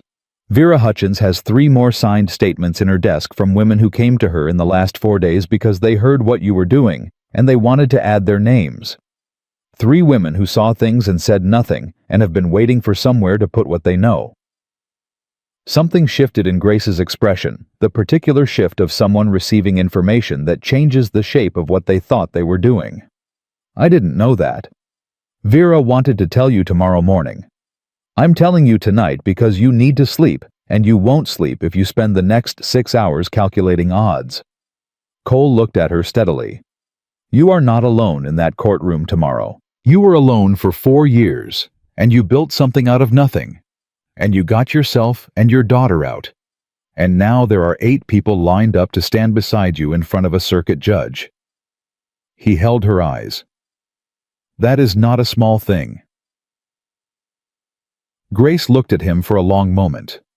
The cold was real, and the night was real, and tomorrow was real, and all of it was present in her face without being hidden by any of it. "Cole," she said. It was the first time she'd used his given name, and they both noticed it. "When this is over, when the hearing is done, and Webb has ruled, and whatever happens has happened, what do you want?" He thought about the question seriously, because it deserved seriousness. He thought about 11 days of silence before a small fist knocked on his door. He thought about the 5 years before that, the years of chosen emptiness that had felt like peace, because he'd confused the absence of pain with the presence of something worth having. "I want to build a fence on the south pasture before winter," he said. "I want the barn roof repaired before the first snow. I want Penny to go to school in January, without counting the distance from the front door to the road." He looked at her. "And I'd like not to have dinner alone anymore if that's agreeable." Grace almost smiled. The almost was as good as the full thing, given what smiling still cost her.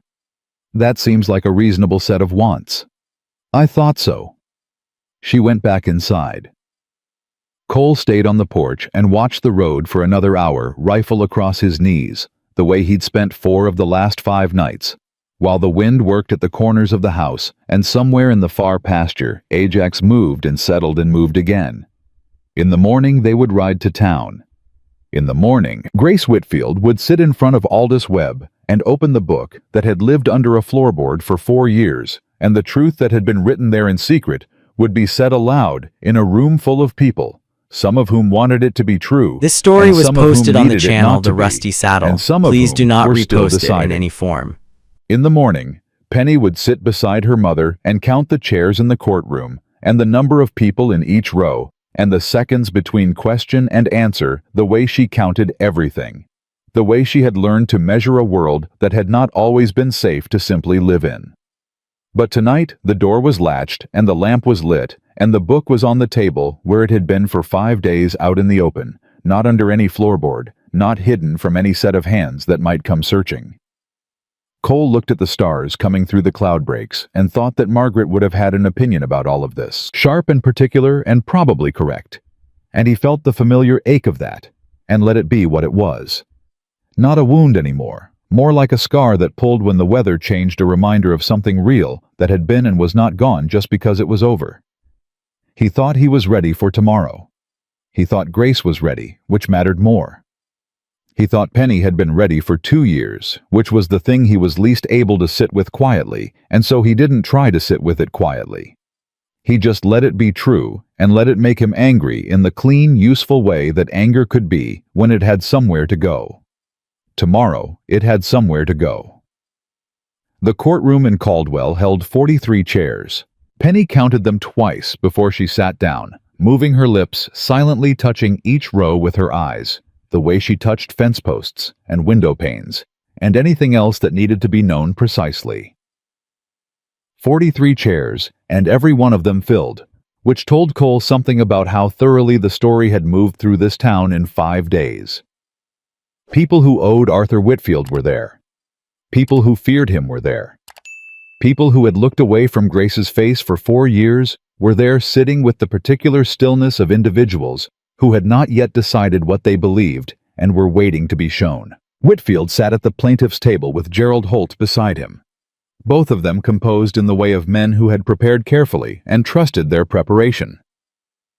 Whitfield wore his best suit and his courtroom face, the one that said he was a reasonable man who had been wronged by unreasonable circumstances, and Cole watched him arrange it the way a man arranged furniture before company arrived, deliberate and practiced. Grace sat at the other table with Cole beside her and the blue tin in front of her and the book inside it. She wore a dress Ruth Alderman had sent over that morning, dark blue wool, clean and plain, and her face told its own story without any assistance from her. The bruising had moved into its final stages, yellow-green at the edges, the cheekbones still visibly wrong.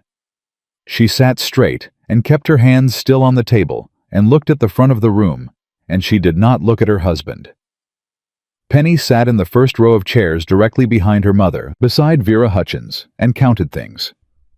Judge Aldous Webb entered at 9 o'clock precisely, and the room stood and sat with the sound of 43 people moving, and Webb settled himself and looked out at the gathered faces of Caldwell County with the expression of a man who had walked into complicated rooms before and did not find the complications surprising. This hearing concerns 2 matters, Webb said. First, the competency filing submitted by Mr. Arthur Whitfield regarding his wife Grace Whitfield and the associated petition for return of custody of the minor child, Penelope Whitfield. Second, and consequent to the investigation opened at my direction upon arrival in this jurisdiction, allegations of sustained domestic violence as documented in physical evidence and witness testimony. He looked at both tables with equal impartiality. Mr. Holt, you filed first. You'll speak first. Holt stood and spoke for 20 minutes, and he was, as Grace had said, good. He was the kind of lawyer who understood that credibility was a structure built from many small pieces, and he placed each piece with care. He did not claim Whitfield was a perfect husband. He claimed he was a devoted one, dealing with a wife whose documented history of nervous episodes had created a pattern of misperception and crisis. He produced Ellison's signed statement. He produced a letter from a woman named Dorothea Craig, who had been Grace's neighbor before the Whitfields moved to their current house and who described in careful language 2 incidents of what she called Grace's confusion. He produced records from a physician in Denver who had treated Grace for anxiety in 1874 and whose notes used the phrase emotional volatility twice. It was a good structure. Cole felt Grace's hands tighten on the table beside him, and he said nothing. Just let her feel whatever she needed to feel about hearing her life described in those terms, and kept his face neutral. When Holt sat down, Webb looked at Cole. Cole stood. He was not a lawyer. He had said this to Webb the previous evening directly, and Webb had said that he was acting in the capacity of advocate for the petitioner in the absence of legal representation, which was permissible in circuit proceedings, and that the quality of advocacy was measured by the quality of evidence rather than the credentials of the advocate. Cole had taken that as permission to do what he did best, which was to be direct. "Dr. Samuel Pruitt," Cole said. Pruitt came forward and sat in the witness chair and read his medical report aloud in its entirety, which took 11 minutes. He did not editorialize. He did not interpret. He read the findings of a physician's examination in clinical language that described injuries with the cold precision of someone who had been trained to see bodies as documents and had learned to read this one clearly. 3 ribs. The cheekbone. The wrist that had healed wrong. The pattern of older bruising beneath the current injuries, layered like sediment, older damage visible under the new. Holt objected twice. Webb sustained neither objection. When Pruitt finished, Holt cross-examined him for 8 minutes and accomplished nothing because Pruitt's findings were physical. And physical findings did not respond to narrative pressure the way memory did. Vera Hutchins testified next. She was brief, specific, and implacable, describing 2 occasions on which she had wrapped Grace's injuries and the story she had been given and the story she had accepted and the reason she had accepted it, which she stated plainly as fear of Arthur Whitfield's influence over her business and livelihood. She said this without shame, as a fact about the county she had lived in, and when Holt tried to suggest she was motivated by a personal grievance against the judge, she looked at him with the 11-year patience of a woman who had run a business through a hard decade and said, "My personal grievance is that I was complicit for too long. That's the only grievance I'm carrying." Ruth Alderman followed her. Then Helen Pruitt. Then one by one the 3 women whose names Vera had added to her desk drawer over the 5 days since Grace had walked into the mercantile and opened the book on the counter. 3 women who had seen things and said nothing and had been waiting, as Vera had said, for somewhere to put what they knew. Each one sat in the witness chair and said their piece in their own voice with their own particular weight behind it, and then sat back in the gallery, and the structure Holt had built in his opening 20 minutes did not collapse exactly, but it shifted the way a wall shifted when the ground underneath it moved. Whitfield sat through all of it with his hands flat on the table and his courtroom face perfectly maintained, and Cole watched him and thought about what it cost to hold a face still, while 6 women dismantled the story you had told this county for 15 years. Then Webb said, "Mrs. Whitfield." Grace stood. She carried the book to the witness chair and sat down with it in her lap and looked at Aldous Webb and waited. "You kept a written record," Webb said. "Yes, sir." "Beginning when?" "March of 1878, 3 months after Penny was born." She looked at the book. "I started it because he told me after the second time that I was remembering it wrong. That I'd fallen.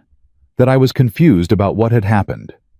Her voice was steady in the way Cole had come to understand was not absence of feeling, but its management, the long-practiced skill of a woman who had learned that feeling things fully in the wrong moment had consequences.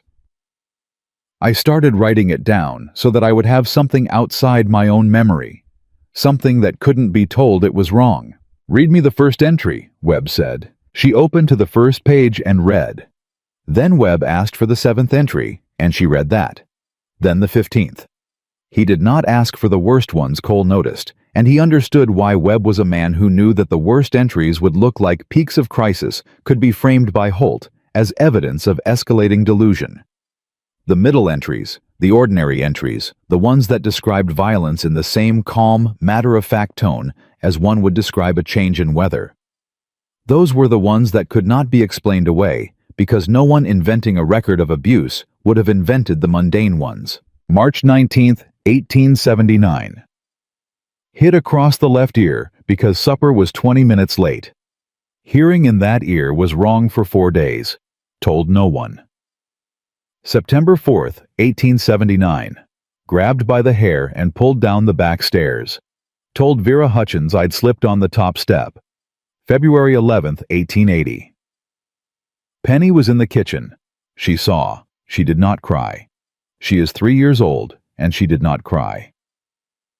The room was very quiet when Grace read that last entry. Holt rose for cross-examination and began carefully establishing the emotional toll of a difficult marriage, suggesting that Grace's perception of events had been colored by anxiety and resentment, building toward the frame he'd laid in his opening. He was patient and methodical and not unkind in his manner, which was its own form of strategy. "Mrs. Whitfield," Holt said, "you've described a pattern of injury over 4 years. Yet, in 4 years, you never once sought legal remedy. You never filed a complaint with Sheriff This story was posted on the Hayes. channel You The never Rusty approached Saddle. any Please authority do in not this county repost with it your in any concerns." form. He paused, letting the observation settle. "Can you explain why a woman living in genuine fear would take no legal action for 4 years?" Grace looked at him. "Arthur is the law in this county," she said. "He is the judge. He has the magistrate's debt, and the sheriff's loyalty, and the physician's signature on documents that say, 'I'm not reliable.'" She looked at the gallery, at the faces of people she had lived alongside for years. "I had a 7-year-old daughter, and no money of my own, and a record that said I had nervous complaints. What legal remedy would you have had me pursue Mr. Holt, and to whom?" Holt had no answer that served his purpose. He moved on. "You've characterized this as a sustained pattern," he said. "But isn't it possible that what you recorded were isolated conflicts, perhaps escalated by your own responses, misremembered or misrepresented in the record over time?" "No," Grace said. "No. No." She held the book in both hands. "I wrote them down the same day every time, sometimes the same hour when he was out of the house. I wrote them down because I knew this moment would come. Maybe not this exact moment, maybe not this courtroom, but some moment when I would need something that couldn't be argued with." She looked at Holt steadily. "I was right." Holt stepped back and looked at his notes and tried a different angle. "The night you left your husband's home, you took your daughter through a window in the middle of the night and went to the home of a man you barely knew. Would you describe that as the action of a stable and rational woman?" "Yes," Grace said. "I would describe it as the action of a mother who needed to keep her daughter alive." From the first row of chairs, Penny's voice came small and clear into the silence.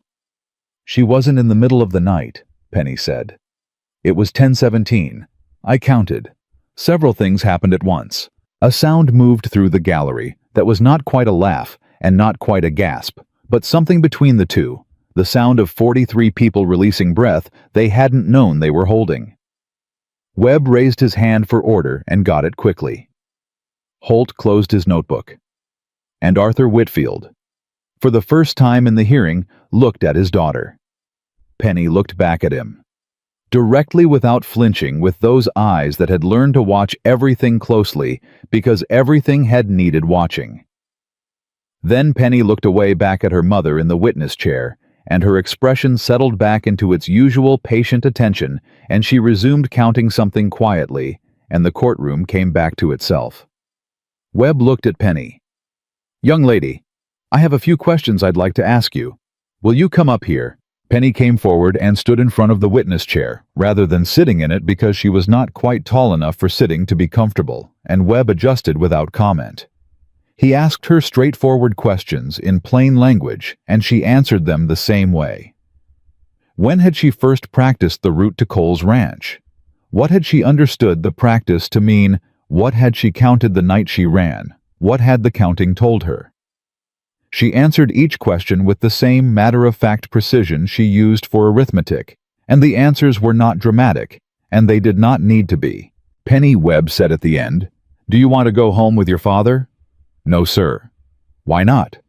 She thought about it for a moment, which was itself an answer of a kind, a 7-year-old who had to think carefully before answering a question about whether she wanted to return to her father's house. Because Mama won't be safe there, she said finally. And I need to know where Mama is to know where I am. Webb nodded once and dismissed her, and she returned to her seat beside Vera, who put a hand briefly on her shoulder. Then Webb looked at Arthur Whitfield. Mr. Whitfield, do you wish to testify? Whitfield stood. He came to the witness chair and sat with the ease of a man who had spent 15 years on the other side of this furniture, and he looked at Webb with the direct gaze of someone accustomed to being believed, and not quite ready to feel that certainty leave. He testified for 18 minutes. He described a marriage strained by his wife's instability, his attempts to seek treatment, his patience, his devotion. He described the night Grace left as a crisis born of confusion, his daughter's removal from the home as the act of a man who believed he was helping. He spoke about his record in this county, the buildings and roads and businesses, the 15 years of service. He was articulate and composed, and he believed what he was saying in the specific way that men who had told a story long enough always ended up believing it. When Holt finished his questions, Cole stood. He had one question. He had thought about it the previous night on the porch, and he had understood the way you understood certain things in the dark, that the hearing had gone as well as evidence could make it go, and that now it came down to the simplest possible thing, which was a man's response to a fact he could not have anticipated, was documented. Mr. Whitfield, Cole said, on November 19, 1880, your wife recorded that your daughter hid in the kitchen pantry for the duration of an incident and was found there 40 minutes later, still hiding. He held the book open to the entry. What was Penny hiding from? Whitfield looked at Cole. Something happened behind his eyes. Not guilt. He was past guilt, but calculation. The rapid assessment of a man determining whether denial or deflection cost more in this room at this moment. He chose deflection. My wife's record of events is not reliable. She was 4 years old, Cole said. What was a 4-year-old child hiding from in her own kitchen pantry for 40 minutes? Holt objected. Webb overruled it without looking up from his notes.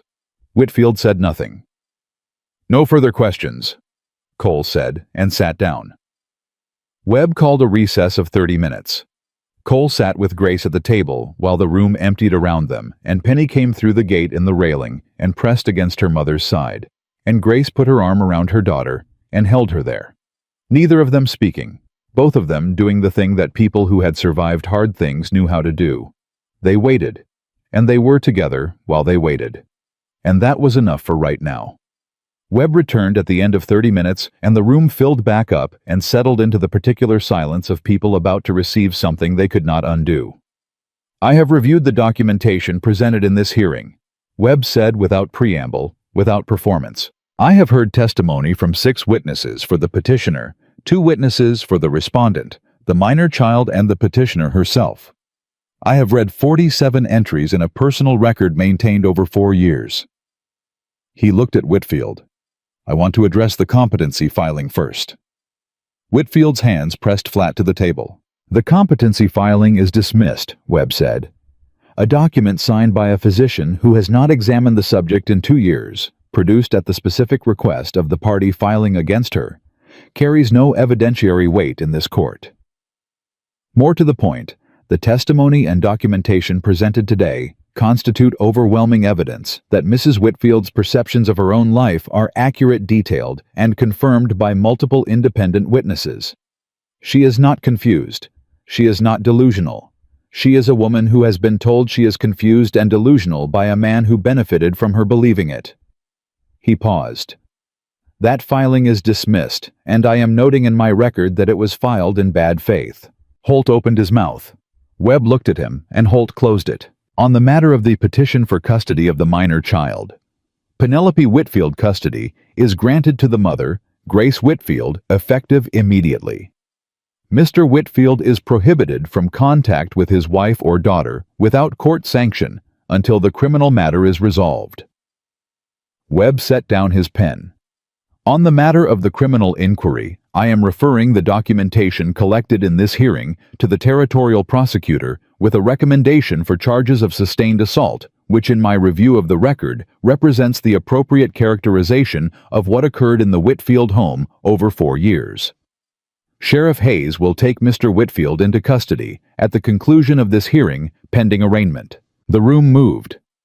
Not with sound exactly, but with the physical reality of 43 people processing something at the same time, the shift of bodies and breath that happened when a thing that had been one way for a long time became another way. Whitfield stood. His courtroom face was finally and entirely gone, and what was underneath it was not the raw thing Cole had seen glimpses of, but something smaller, a man who had built his sense of himself on a structure that was no longer standing, looking at where it had been. Hayes came forward from the side of the room.